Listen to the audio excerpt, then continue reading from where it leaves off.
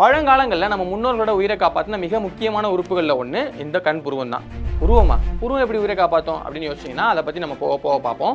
ஆனால் அதை விட முக்கியமான விஷயம் என்னென்னா, பெண்களில் நிறைய பேருக்கு ஒரு பழக்கம் இருக்குது. என்னென்னா, அவங்களுடைய புருவத்தை இந்த மாதிரி இல்லாமல் இந்த மாதிரி ஒரு சீரான வடிவத்தில் வச்சுக்கணும் அப்படிங்கிறதுக்காக ஐப்ரோ த்ரெட்டிங் அப்படின்னு ஒரு விஷயம் பண்ணுறாங்க. அதாவது ஒரு நூலை வச்சு இங்கே இருக்கக்கூடிய புருவ முடி எல்லாமே தனித்தனியாக பிடிங்கி இழுக்கிறாங்க. இப்போது கையில் இருக்கக்கூடிய முடியை இந்த மாதிரி பிடிச்சி இழுத்தாலே நம்ம கொஞ்சம் நேரத்துக்கு வலிச்சுக்கிட்டே இருக்கும். அப்படி இருக்கிறப்போ கண்ணுக்கு பக்கத்தில் இருக்கக்கூடிய முடியை இந்த மாதிரி தனித்தனியாக பிடிங்கி எடுக்கிறதுனால சில பிரச்சனைகள் நிறைய பெண்களுக்கு ஏற்படுது. அது என்னென்ன பிரச்சனைகள், அது வராமல் இருக்கணும்னா என்னெல்லாம் பண்ணணும், இது போக இந்த ஐப்ரோ த்ரெட்டிங்கில் கவனமாக இருக்க வேண்டிய முக்கியமான விஷயங்கள்லாம் என்னென்ன, இது எல்லாத்தையும் பற்றி தான் இன்னைக்கு நம்ம ஸ்ட்ரெயிட் வீடியோவில் பார்க்க போகிறோம்.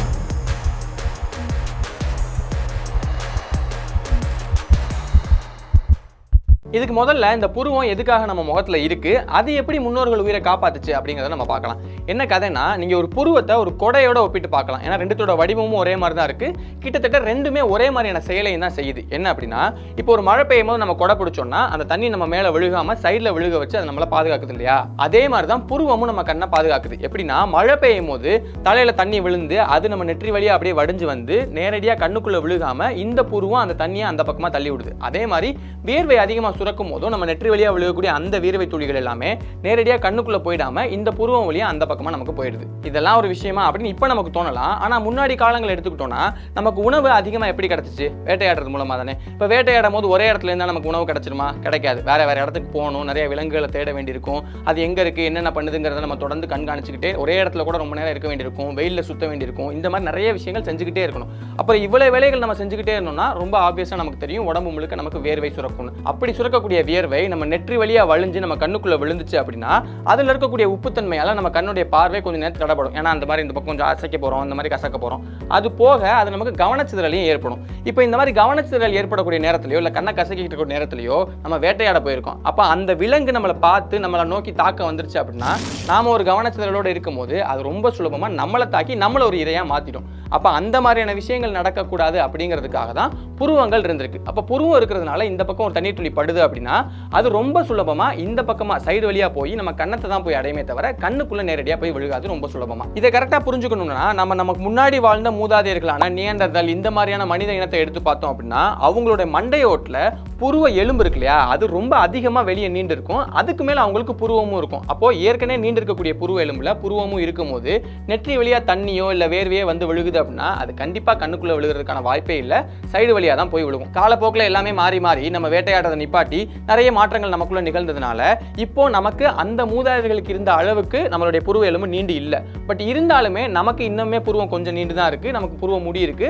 அது மூலமா வியர்வையும் தண்ணியும் நமக்கு நேரடியா கண்ணுக்குள்ள படாம சைடு வழியா தான் போய் இப்பயுமே விழுந்துட்டு இருக்கு. இப்படி புருவம் கண்ணை காப்பாற்றி கொடுக்கறது மட்டும் இல்லாம இன்னொருத்தர் பேசும்போது என்ன நினைக்கிறாங்க அப்படிங்கறத நம்ம அவங்க நேருக்கு நேரம் பார்த்து பேசும்போதுமே சில நேரங்களில் கண்டுபிடிக்க உதவுது. அவங்க புருவத்தை மேல வச்சு தூக்கி வச்சிருக்காங்களா இல்ல கீழே இறக்குறாங்களா அப்படிங்கறதெல்லாம் வச்சு பயப்படுறாங்களா இல்ல ஆச்சரியப்படுறாங்களா இல்ல அன்போட பேசுறாங்களா, இந்த மாதிரியான விஷயங்களையும் நம்ம நிறைய நேரங்களில் கண்டுபிடிக்க முடியும். இந்த மாதிரி புருவத்துக்கு நிறைய முக்கியமான வேலைகளுமே இருக்கு. இப்படிப்பட்ட புருவத்தை தான் நிறைய பேர் அவங்களை அழகுபடுத்திக்கிறேன் அப்படிங்கிறதுக்காக அந்த ஐப்ரோ த்ரெட்டிங் மாதிரியான விஷயங்கள்லாம் பண்றாங்க. இப்போ இந்த மாதிரி சொன்ன உடனே என்ன அழகுபடுத்தக்கூடாதுன்னு சொல்றியா, அந்த மாதிரிலாம் பண்றது தப்புன்னு சொல்றியா அப்படிங்கிற மாதிரி நிறைய பேருக்கு தோணலாம். நாங்க அந்த மாதிரி இந்த வீடியோல சொல்ல வரல, அப்படி சொல்லவும் மாட்டோம்.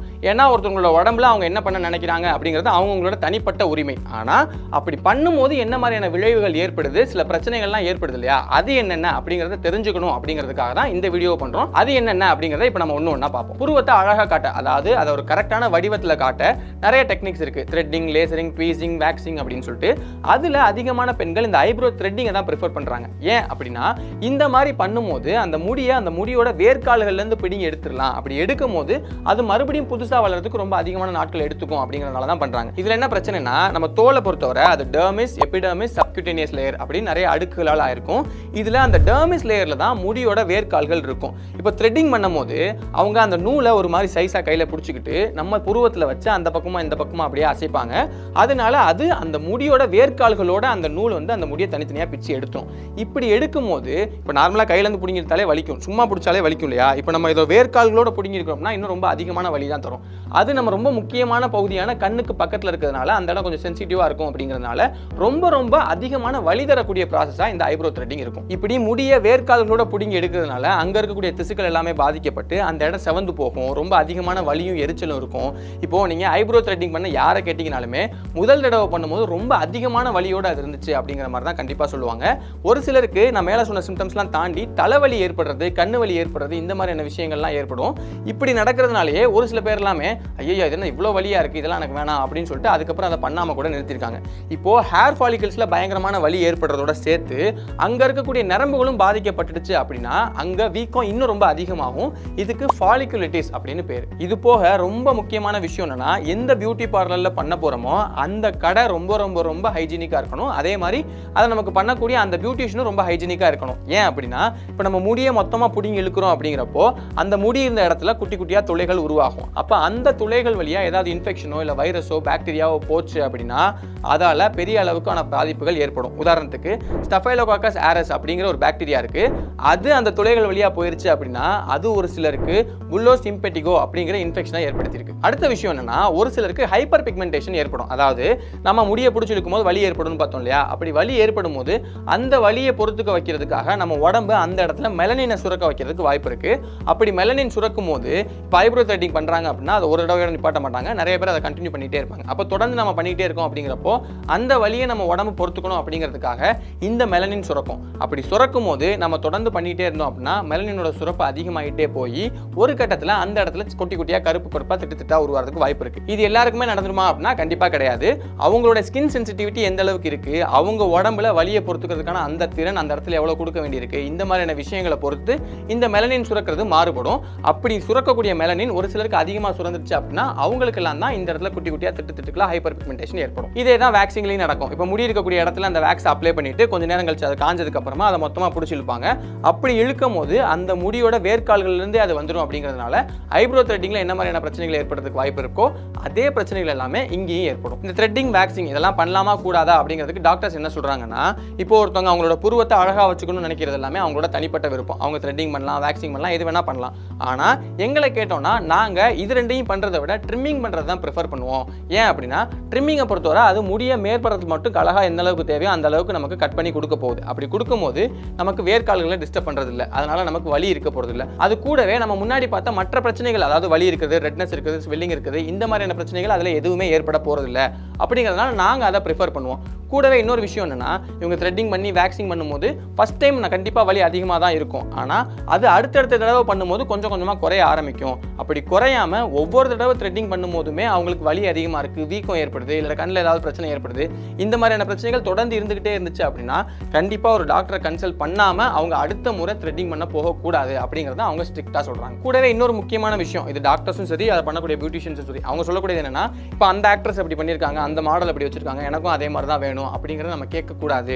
ஏன்னா ஒருத்தங்களுக்கு அந்த மாதிரி பண்ணியிருக்காங்க அப்படின்னா அவங்களுடைய ஃபேஸ் ஸ்ட்ரக்சர் எப்படி இருக்குது, அவங்களோட முக அமைப்பு எப்படி இருக்குது, அவங்களோட கண்கள் எப்படி இருக்குது, இப்படிங்கிறது எல்லாத்தையும் பொறுத்து தான் அவங்களுக்கு நீண்டு இருக்கக்கூடிய அந்த ஐப்ரோ வேணுமா இல்லைனா கூர்மையாக இருக்கக்கூடிய ஐப்ரோ வேணுமா இப்படிங்கிறதெல்லாம் டிசைட் பண்ணுவாங்க. ஆனால் அதெல்லாமே விட்டுட்டு எனக்கு அவங்க அப்படி பண்ணியிருக்காங்க அப்போ கண்டிப்பாக எனக்கும் இப்படி தான் பண்ணணும் அப்படிங்கிற மாதிரி கேட்காம இருக்கிறது பெட்டர். ஏன் அப்படின்னா நம்ம மாற்றி ஏதாவது பண்ணோம் அப்படின்னா அழகுபடுத்த போகிறேன் அப்படின்னு சொல்லிட்டு போயிட்டு அவங்களுக்கு அது அழகே இல்லாமல் கூட மாற்றி விட்டுரும். அப்படிங்கிறதுனால அந்த விஷயத்தில் கவனமாக இருக்கணும் அப்படின்னு சொல்லிட்டு டாக்டர்ஸ், டெர்மட்டாலஜிஸ்ட், பியூட்டிஷியன்ஸ் எல்லாருமே அதை தான் சொல்கிறாங்க. கடைசி அந்த வீடியோ மூலமாக நம்ம சொல்ல வரதும் அதே தான். ஒருத்தங்க அவங்களுடைய புருவத்தை ஷேப்பாக வச்சுக்கிறாங்களா இல்லையா அப்படிங்கிறது எல்லாமே அவங்களோட தனிப்பட்ட விருப்பம் தான். இப்போது அந்த மாதிரி அழகுபடுத்த போகிறேன் அப்படின்னு சொல்லிட்டு போயிட்டு அது உடம்பை பாதிக்காமல் இருக்கணும் அப்படிங்கிறது தான் ரொம்ப ரொம்ப முக்கியம். ஒருவேளை அந்த மாதிரியான பாதிப்புகள் ஏதாவது ஏற்படுது, அது நீடிச்சுக்கிட்டே இருக்குது அப்படின்னா கண்டிப்பாக ஒரு டாக்டரை போய் கன்சல்ட் பண்ணுங்கள். அதுதான் கரெக்டும் கூட. இந்த மாதிரி டாக்டரை கன்சல்ட் பண்ணிவிட்டு அப்புறமா ஒரு விஷயம் பண்ணுறது ஏன் ரொம்ப முக்கியம் அப்படின்னா, இப்போது நம்ம எடுக்கக்கூடிய எல்லா மாத்திரைகளோட பேரும் தெரியுமா அப்படின்னு கேட்டிங்கன்னா கஷ்டம் தான். ஆனால் எல்லாருக்குமே தெரிஞ்ச ஒரு மாத்திரை இருக்குது அப்படின்னா அது கண்டிப்பாக பேராசிட்டமால் தான். ஒரு சில டோலோன்னு சொல்லுவாங்க, ஒரு சில கேல்பால்னு சொல்லுவாங்க எல்லாருக்கும். இப்போது இந்த பேராசிட்டமாலை பொறுத்த வரைக்கும் அதோடைய அட்டையை நீங்கள் பின்னாடி திருப்பி பார்த்தீங்க அப்படின்னா அதுலேயே இதை எடுத்துக்கிட்டால் லிவர் பிரச்சனை ஏற்படும் அப்படின்னு சொல்லிட்டு நல்லா பெருசாகவே போட்டிருப்பாங்க. இப்போ உலகம் முழுக்கவே இந்த பேராசிட்டமால் எடுத்துக்கிட்டதுனால இவங்க சொல்கிற மாதிரியே லிவர் பிரச்சனைகளும் கிட்னி பிரச்சனைகளும் ஏற்பட்டவங்க நிறைய பேர் இருக்காங்க. அப்படி இருந்தும் டாக்டர்ஸ் எல்லாம் ஏன் இந்த பேராசிட்டமாலை நமக்கு பிரிஸ்கிரைப் பண்ணுறாங்க? இதனால பேராசிட்டமால் எடுத்துக்கிட்டால் இந்த பிரச்சனைகள்லாம் ஏற்படுது. இப்போ இவ்வளோ பிரச்சனைகள் ஏற்படுது அப்படின்னு தெரிஞ்சும் டாக்டர்ஸ் ஏன் அதை பிரிஸ்கிரைப் பண்ணுறாங்க? பொதுவாக பேராசிட்டமால் எடுத்துக்கிட்டா அது எப்படி நம்ம உடம்பு வலியை சரி பண்ணுறது இது எல்லாத்தையும் பற்றியும் நம்ம ஏற்கனவே ஒரு டீட்டெயில் வீடியோ பண்ணியிருக்கோம். அந்த வீடியோக்கான கார்டு நான் உங்களுக்கு சைடில் தரேன். அதை கிளிக் பண்ணிங்கன்னா நீங்கள் அந்த வீடியோ பார்க்கலாம். இது போக நம்ம உயிர்மை சீரிஸில் உடம்பு சம்மந்தப்பட்ட நிறைய விஷயங்களை பற்றி நம்ம பேசியிருப்போம். கிட்டத்தட்ட இது வரைக்கும் ஒரு 80-85 வீடியோ வரைக்கும் பண்ணியிருப்போம். அந்த வீடியோலாம் பார்க்கணும்னு நினச்சிங்கன்னா அதுக்கான பிளேலிஸ்ட்டும் நான் சைடில் தரேன். அதை கிளிக் பண்ணி நீங்கள் மற்ற வீடியோஸ் கூட பார்க்கலாம். இன்னொரு நாள் இன்னொரு வீடியோவில் சந்திக்கிறேன்.